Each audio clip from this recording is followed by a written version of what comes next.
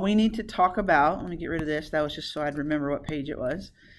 Integrals involving exponential. I mentioned this the other day. If e is its own derivative, then it must be its own integral, right? So I could say the integral of e to the x is e to the x. Now, it seems like, well, hey, if that's all there is to it, then what is there to practice? Either you know it or you don't. Well, it's making it look like an exponential. So when I look at example 1, I see 5x, and then I see e to the negative x squared. So there's an exponential, but it's not just e to the x. It has an ugly exponent. So what's my u substitution? What's the one on the very last on that page? Let u equal the exponent. So if I let u equal negative x squared, we're looking at page 153. We did like a summary. The very last one was you might let u equal the exponent. That's the one that we bring in today. Why are you guys looking funny at me? Is that page 161?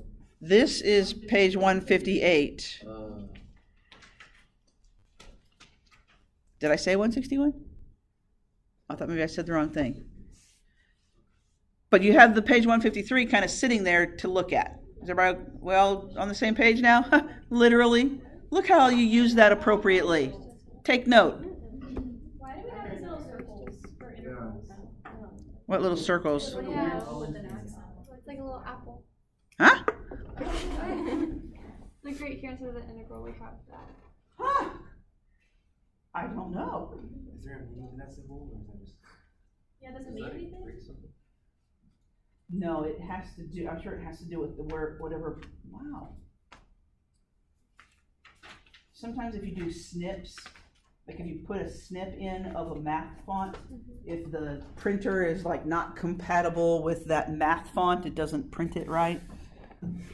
But we sent these off to be printed, so interesting. Sorry. So follow through with my u substitution. So du is negative 2x dx, and dx is du over negative 2x. So when I rewrite it, I'm going to do this. The 5 that was in there, it's just a constant. I'm going to put that 5 on the outside. And then I have the x, and then I have e to the u. And then in place of the dx, I'm going to have du over negative 2x. And ideally, all the x's cancel out. Is that the case? X's are gone. What do you want to do with the negative 2? Move it out. So really out in front, we have a negative 5/2. And then all we have to integrate is e to the u. Well, that's good. What's the integral of e to the u? E to the u. So this would be negative 5/2 e to the u. And as always, last step, change it back to x. So negative 5/2 e to the negative x squared.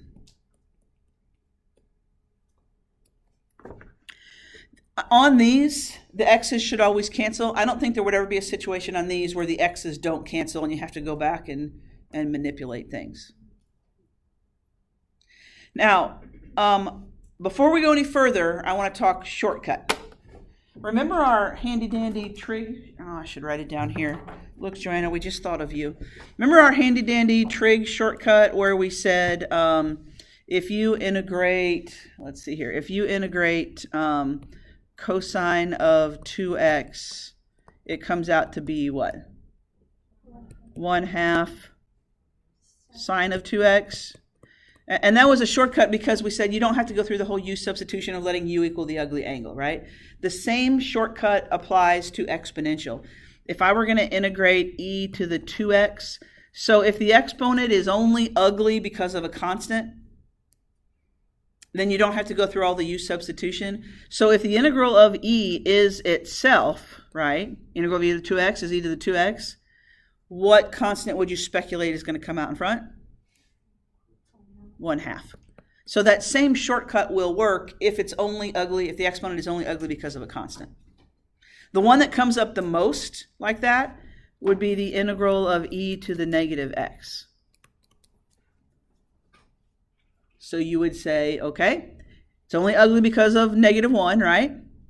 The integral of e to the x, or e to the negative x, is itself. So what's the reciprocal that's going to come out in front? So reciprocal of -1 is still -1, right? So that comes up quite a bit. Okay? Shortcut? So let's do some more examples. Look at example 2.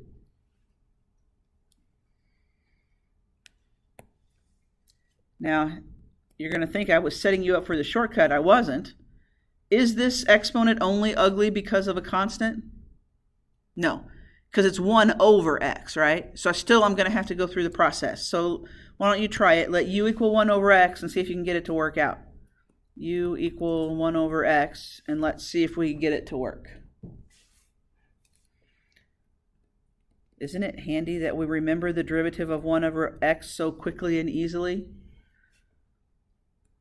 Aren't you glad you had a teacher that said, hey, make sure you remember this forever, and then after 5 or 6 times of not doing it right, then you finally remembered? See, now I'm just chatting with myself. That's the only way you feel like you have friends, I guess.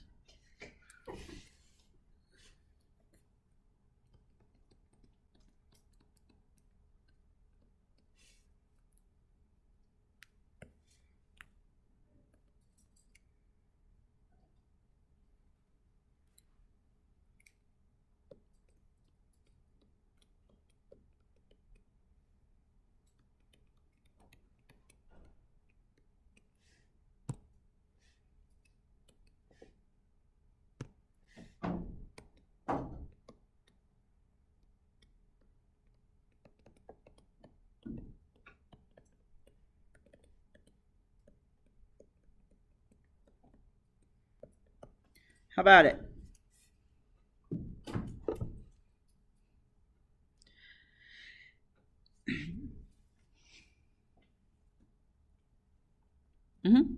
This method in itself is like kind of like a shortcut, right? Like, so will there be questions where we can't use like a product or a quotient rule, and we have to use like a substitution? Or is it just like this is just a faster way? I'm not sure what you mean by product rule or quotient rule. We don't have a product rule or quotient rule for integration. So basically, the u substitution is it replaces all of those other rules, right? We have all these different possible u substitutions. And so one of those is, now, so the reason I had you get out that page 153 is not because I felt like you needed to look at that very last blank, 4 times for 4 examples. You got that now, right? But just because you see exponential doesn't mean that you automatically let u equal the exponent. So for example, on number 3, look, in some cases the exponent is x. I don't need a u substitution for that. And in some cases the exponent is a negative x. I don't need a u substitution for that, especially since I have different exponents. So do you see this does not fit that let u equal the exponent pattern? Oh, then what do? Well, look back through your whole list. Is there a parentheses that I might let u be? No. It's not trig. Is there a log? No. What are my other options on your list? To me, the only thing that might fit is that we might let u equal the denominator, right? All right, but what did we write out to the side on your list? Before we go through all the work of letting u equal the denominator, what did we say? Check and see if it's a u prime over u. Is it? It is, isn't it? Do you see it? And if it's a u prime over u, then we automatically know that the answer is going to be natural log of the absolute value of u. Remember, u was the denominator. So having that list there kind of handy for, hey, would this substitution work? No. Would this substitution work? No. That's kind of your like mental checklist of what do I need to do to approach this problem. Now, on the test that we're getting ready to take, yes, it'll be handy. But on the exam, even more so, because you're going to have all of the different kinds of integration there, right? And you need that kind of checklist. I have a question. This happened on the quiz, but it relates to this. Okay. And when it was talking about, so it was 1 over this parentheses of x plus 1 times ln the parentheses of x plus 1. And so for that one, I originally thought, why don't you just do the It wasn't, denominator? was it, oh yeah, okay, go ahead. And so, but then it didn't, it just did the ln x plus 1 as the u. So why? So what we, in our list, okay, of use substitutions, the first one we have is let u equal a parenthesis. And I do see a parenthesis, right? But we've never let u be a parenthesis where the only exponent was a 1. Okay, so because this is an x plus 1 to the first, that's not really my option of letting u equal x plus 1. But next to the, on your list there, next to the one where we let u equal a log, didn't we put like a star or a highlight or a something that said, this trumps all else, right? So you're right, u equals the denominator is one option, but of all the options, the one that trumps everything is just the logarithm. So putting that as the denominator, So- even though ln is in the denominator, it wouldn't account. Right, right. We just want to let u equal the natural log part. Okay. Yeah. Thank you. Good question. Okay. So example 4, last example. On this one, notice it says evaluate the indefinite integral. So it's the same thing. We're still integrating. It's just that when we're done, we're going to plug in our 0 and our -1, right? All right. Forget the 0 and the -1. What's my u substitution? The ugly angle, right? Let u equal e to the x. All right. So if I let u equal e to the x, du is still e to the x, which doesn't bother me at all because I can tell that that's probably going to cancel that other e to the x, right?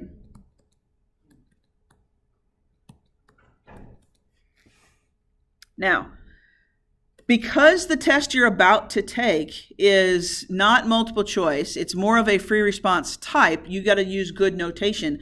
So when you rewrite that integral, and if you, at first you're leaving e to the x, and then you write cosine of u, and then in place of dx, you write du over e to the x.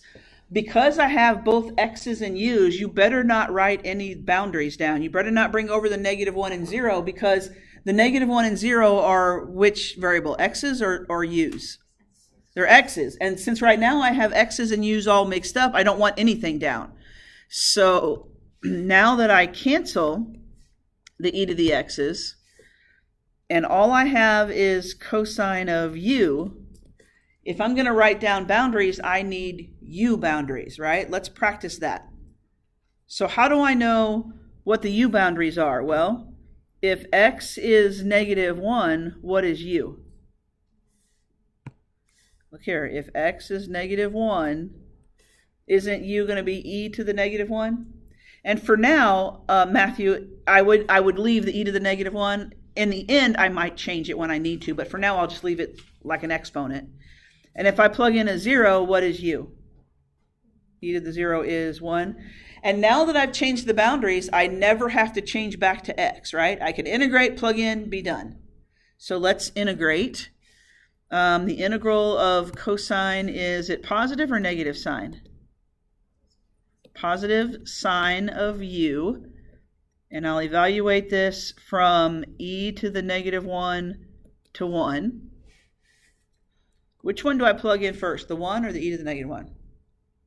The 1. So I'm going to have the sine of 1 minus, and I am going to right now, Matthew, go ahead, instead of saying sine of e to the -1, I'm going to write sine of 1 over e.